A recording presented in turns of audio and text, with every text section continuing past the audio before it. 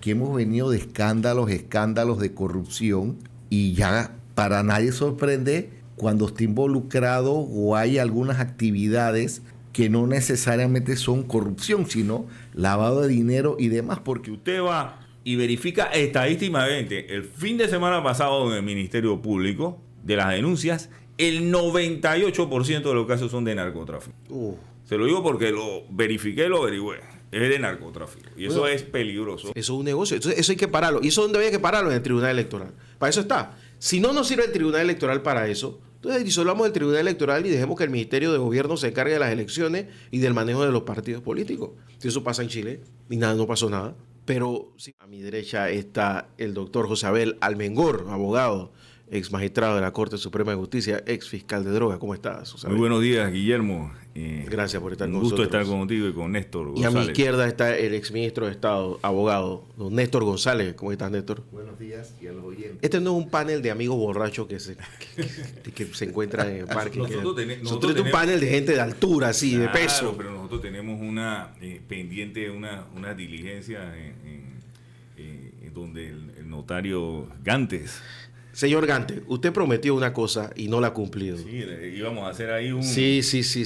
Algo, él hoy dijo una cosa. Una grabación. Íbamos a hacer unas filmaciones. Íbamos a ver un podcast. Y no ha pasado nada. No ha pasado nada. Bueno, por si acaso nos está escuchando, ¿no? Dice que nos escucha siempre. Cambió el número de la notaría.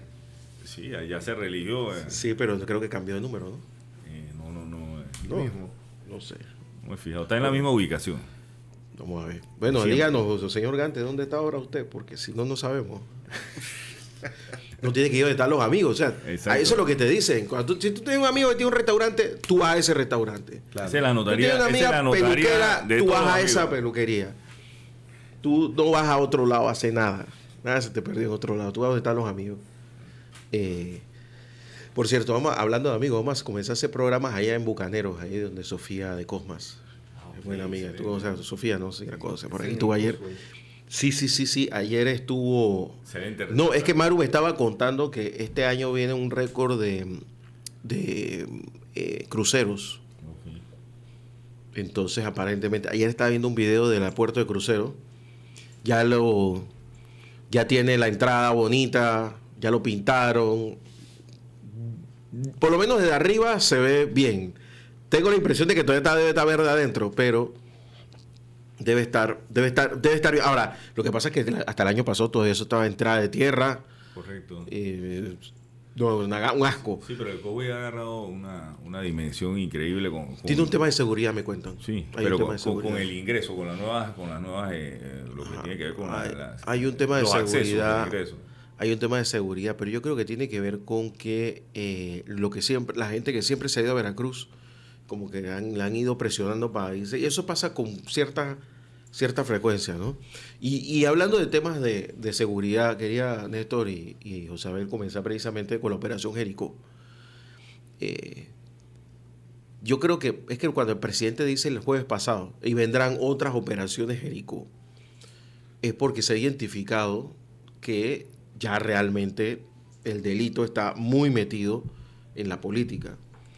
Y yo creo, más que entrar en el tema legal, o sea, pues no quiero entrar en eso porque no somos especialistas, y tú vas a ver que si lo eres, no quieres, seguro que no quieres meterte en este revolú. Yo sí creo que hay que hacer un trabajo importante de profilaxis dentro de los partidos. Y si los dirigentes de los partidos no son capaces, tienen que dar un paso al costado. Porque si lo que estamos viendo no puede ser normal. O sea, aquí siempre se ha hablado de partidos que están metidos en corrupción, pero ya en estos temas tan fuertes, sí, y que ya se pruebe y que ya haya detenidos y que un diputado tenga que salir a decir, no, yo voy a apartarme porque voy a defender a mi hijo y no sé qué. Ya cuando tú ves esas cosas, te comienzas a preguntar, bueno, vamos a pasarnos todo este tiempo en esas, porque en las épocas anteriores los fiscales iban y te hacían una detención preventiva, pero una detención preventiva va en base a un sumario. Ahora te la están haciendo en base a incautaciones. O sea, cosas tangibles, pues. Y yo me imagino que esa va a ser la tónica. Hasta que no tengas realmente pruebas, no vayas por nadie. Este tema yo sí sé que José Abel lo ha abordado varias veces en varias entrevistas, pero si hay una realidad, este tema ya lo tocó el presidente Mulino cuando fue ministro de Seguridad, tocó este tema. E inclusive hasta el expresidente Varela también tocó este tema. Lo que llama mucho la atención es... y Martinelli también lo dijo al aire, fulanito lo mata a fulanita. Si ya están tocando estos temas ya de hace más de 5 años o 10 años, me llama mucho la atención que la investigación esta del tema este de Jericó hacen alusión de que empezó hace como un año atrás. Entonces, algo ha tenido que haber sucedido de un año a la fecha, que las autoridades han reaccionado y no han tomado las mismas medidas de hace como 10 años atrás, que ya se viene abordando este tema a través de las autoridades.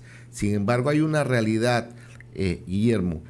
En los partidos políticos hay una membresía que es la que elige las estructuras del partido.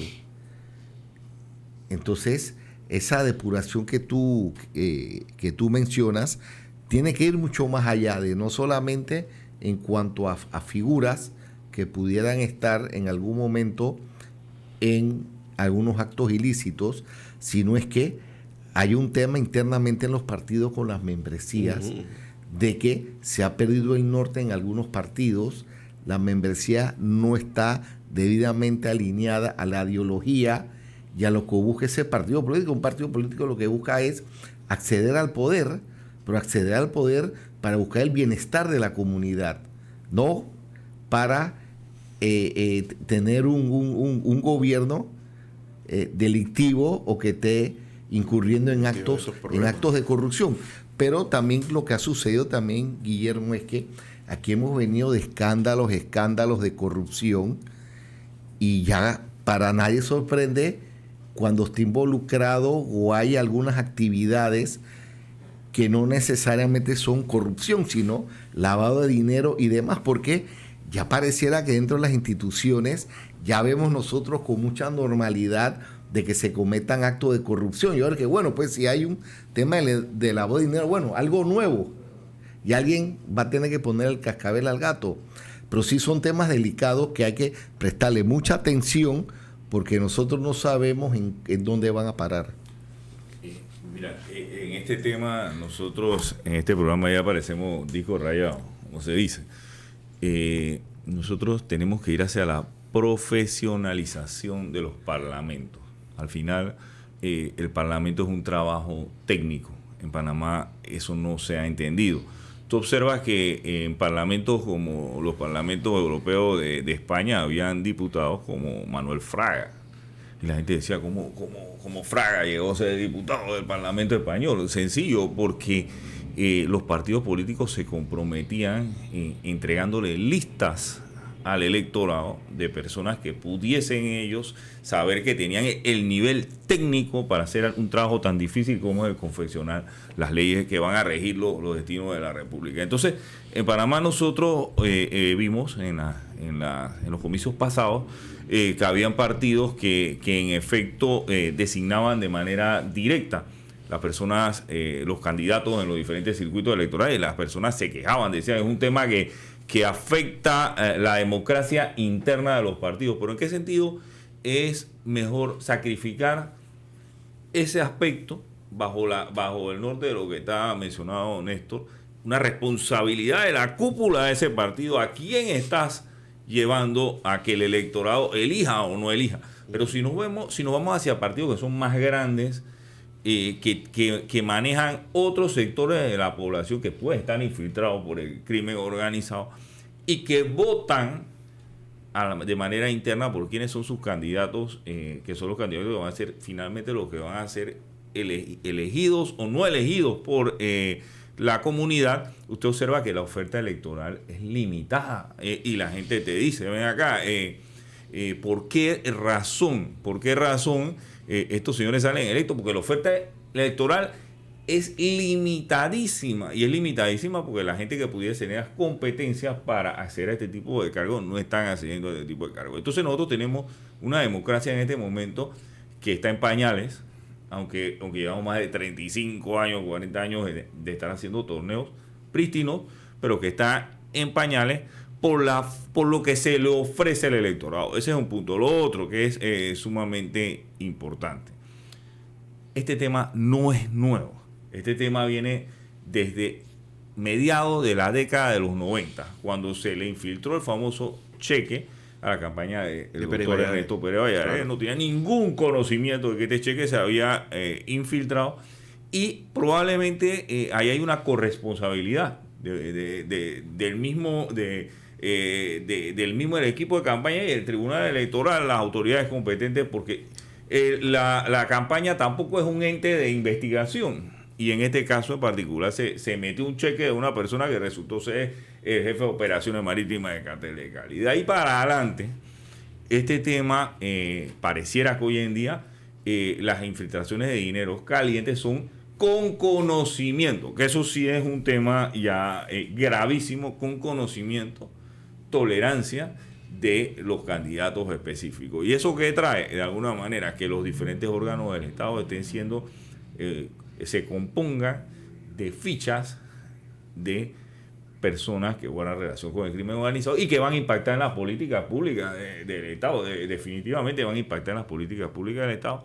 Esto ya se ha visto también en el órgano judicial, en oficinas judiciales, en el tema que tiene que ver con el agendamiento de audiencia.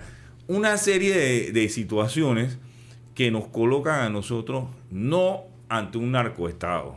Esos son términos que no se pueden utilizar, porque la escalada no ha ido hacia allá. El Estado ha tenido la posibilidad, la capacidad de autodepurarse, es decir, de ubicar a las manzanas podridas que pudiesen estar dentro de los organismos de seguridad del Estado, esa autodepuración. No obstante, y yo coincido con Néstor en eso, no debemos perder de vista que el crimen hoy en día está más tecnológicamente acoplado y es más violento en la ejecución. Es decir, estas pandillas para mí son sumamente violentas. Entonces pareciera que nosotros pudiésemos estar pasando de la etapa de las amenazas a la etapa ya amenazas, primero intentar comprar, después amenazas y después la etapa de la violencia. Si usted va, y por último, para soltar la guitarra, si usted va y verifica estadísticamente el fin de semana pasado en el Ministerio Público de las denuncias, el 98% de los casos son de narcotráfico. Se lo digo porque lo verifiqué y lo averigüé. Es de narcotráfico. Y eso es peligroso. Sí, bueno, es que lo que pasa, José Abel, es el narcotráfico lo que busca es acceder al poder. Y simplemente por dos vías. O sea, buscando dos elementos importantes para ellos. Uno, buscando algún tipo de protección. O dos, tener un acceso a la información, que es muy importante para ellos. Totalmente de acuerdo. O sea, tener la información, manejar la información en cuanto a qué están haciendo los estamentos de seguridad, si estoy en este momento a la vista de los estamentos de seguridad o no estoy a la vista. O sea, eso realmente es lo que buscan estas bandas delincuenciales y principalmente las dedicadas pues al narcotráfico. Pero hay una realidad en Panamá que o sea, los partidos políticos, como tú bien estabas señalando, Guillermo, y señaló José Abel, tienen que ir encaminados a buscar una depuración y evitar justamente eso de lo que mencionaba José Abel, que en algunos casos las cúpulas de los partidos se reservan posiciones a puestos de elección y ponen a la gente que ellos quieren que participe. ¿Por qué? Porque en algún otro momento aporta mucho más fondo a la campaña política, puede tener la capacidad de mover mucha más membresía por la capacidad monetaria que tiene. Entonces los partidos tienen que ir un poco más hacia allá a tratar de ver cómo se depuran y ser un poco más beligerantes en las personas que se están llevando a los puestos de elección y principalmente que están ocupando puestos en la Asamblea Nacional de Diputados, porque es que de ahí donde se generan gran parte de las mayorías de las leyes en el país. Entonces, no podemos estar hablando de un diputado mencionando de que tiene un anteproyecto de ley con miras a una amnistía, a un indulto. Por el otro lado, algunos diputados valiéndose de su posición, utilizando planillas en la asamblea, nombrando gente y demás. Solamente hay que ver información que ha salido en las redes sociales en el quinquenio pasado, la cantidad de funcionarios que estaban en la asamblea de dudosa reputación, que algunos medios digitales hasta ponían los nombres, el número de partida y demás. Entonces, ¿hacia dónde vamos? Entonces, si los propios partidos políticos que están en la asamblea no buscan las herramientas para depurar, entonces vamos a tener aquí un serio problema aquí en Panamá en los próximos años con respecto a hacia dónde nosotros queremos llevar este país libre de ese flagelo o convivir y ver de qué manera podemos erradicar eso. Es muy cierto lo que dice Néstor. Lo que pasa es que yo te felicito, Guillermo, en ese tema que tú valientemente lo abordas. Hay gente que no lo quiere abordar, hay gente que no lo quiere hablar. Nosotros tenemos años, a veces uno se siente como hasta solo en este tema, porque esto compromete a la seguridad de uno, de su familia. Hablar de estos temas, ya hoy en día, no es el mismo país de hace 15, 20, 30 años. No. Y tuviste que en Colombia se fueron contra abogados, contra periodistas, contra todo el que tuviera la posibilidad de hablar de ¿Tú has ido a un medio en Colombia alguna vez? Medio de comunicación. ¿Tú has ido, Néstor? ¿Tú has visto cómo? Yo les voy a contar cómo es llegar. Yo he visitado todos los medios de comunicación en Colombia. Voy a agarrar Caracol. Caracol. Radio. No le voy a hablar de televisión porque no diría, bueno, es obvio que debe haber. Caracol Radio. Está en el 8º piso de un edificio. ¿Por qué está en el 8º piso? Para evitar que le pongan una bomba y destruyan el edificio. Entonces, esa es la única razón por la cual está en el 8º y 9º piso. Para que no le pongan un carro bomba y no estalle eso.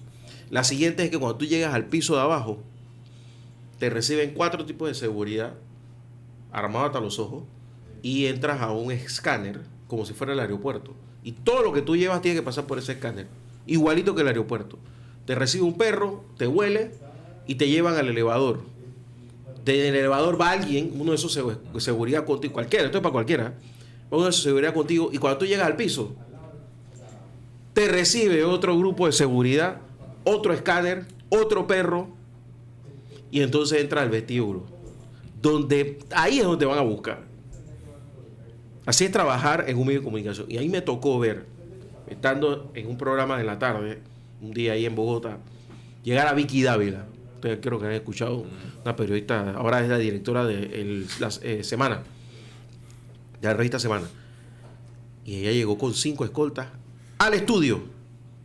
No afuera, al estudio. Se paró uno en la escalera. La primera muerte que impactó a nivel internacional fue la de Guillermo Cano. Bueno, se paró uno delante de la puerta y el otro de espalda a la puerta, dentro del estudio. Y los otros estaban ahí con ella, en el estudio. Escolta.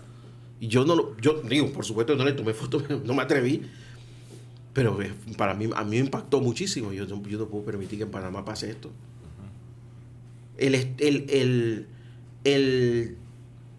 La oficina de la directora de noticias de RCN en Bogotá está en el medio del complejo, precisamente para evitar un atentado, para que les tome tiempo llegar ahí y ella pueda escapar.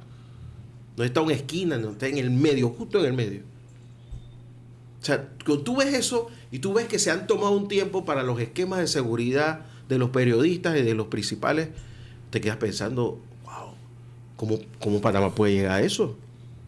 Y nosotros no debemos permitirlo.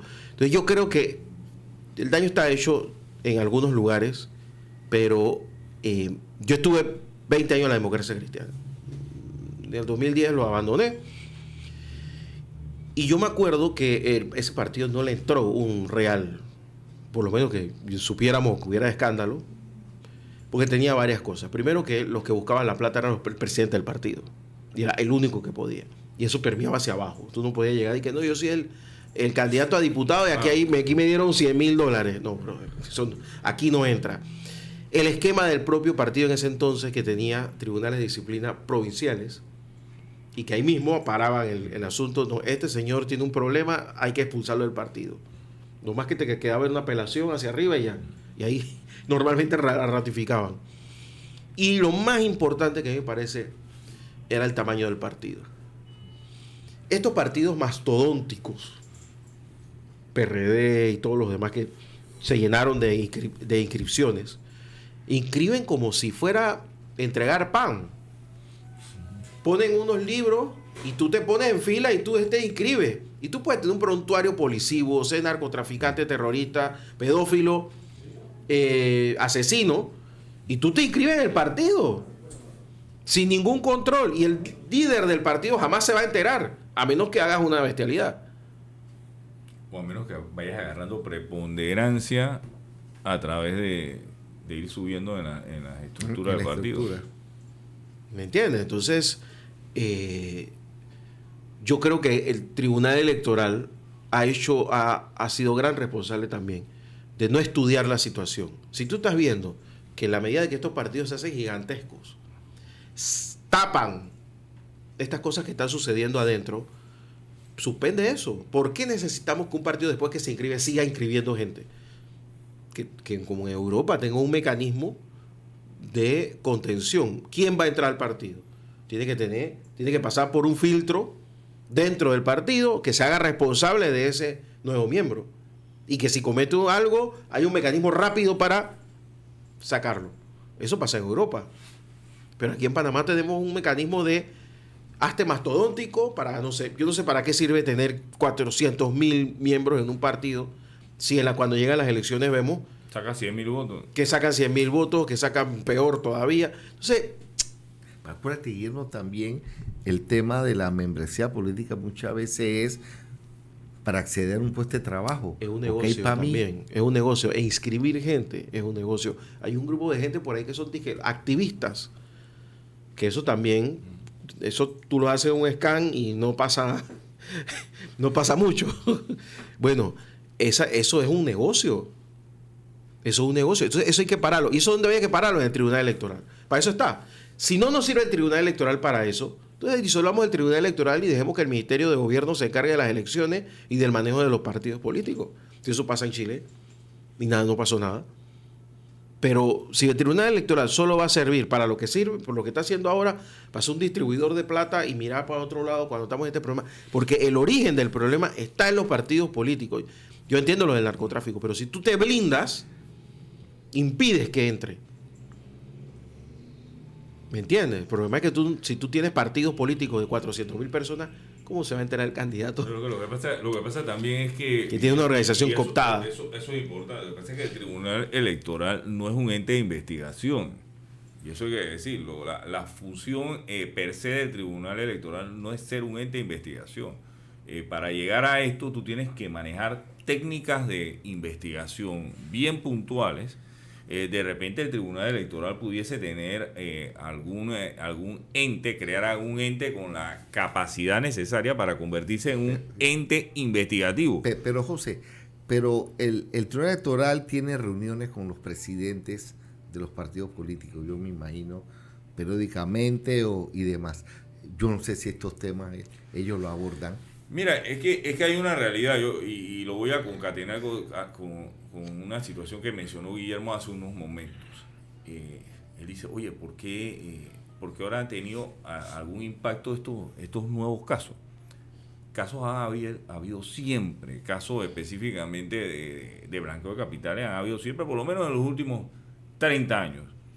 No obstante, este tipo de casos en donde se vinculan relacionados con actividades políticas, vamos a decirlo así, relacionados con actividades políticas, han sido mayormente recientes en lo que tiene que ver con actividades de blanqueo de capitales. Lo que pasa es que hoy en día, y la gente no lo sabe, la cooperación internacional con el gobierno de los Estados Unidos es muy fuerte. Es más, entidades operativas del FBI, han venido gran cantidad de personas aquí que manejan específicamente el tema técnico de la investigación del blanqueo de capitales de manera muy profunda. Entonces, probablemente eso sea lo que se requiera en el Tribunal Electoral, porque el Tribunal Electoral sería, como quien dice, la noticia criminis de lo que pudiese hacer el Ministerio Público en una investigación relacionada con temas de financiamiento de ilícitos de actividades criminales específicas, con actividades criminales de elecciones o de alguna manera de este tema. Y esa noticia criminis va a venir del Tribunal Electoral que tiene la data o tiene la posibilidad de obtener esa data. Yo pienso que eso hay que fortalecerlo, y también siento que de alguna manera, eso lo han mencionado ambos, siento que de alguna manera, rapidito, si no se muestran los resultados, señores, para la OCDE, para toda esta gente a nivel internacional, no tenemos nada, nos quedamos en la teoría. Sí. Necesitamos mostrar resultados, y los resultados son las capturas de personas, son los casos en tiempo real. No está tanto tiempo metido en un búnker hablando de dogmática. Vamos a aterrizar en lo pragmático. Vamos a la pausa y regresamos. Esta es La Mañana en Compo Radio Ancon.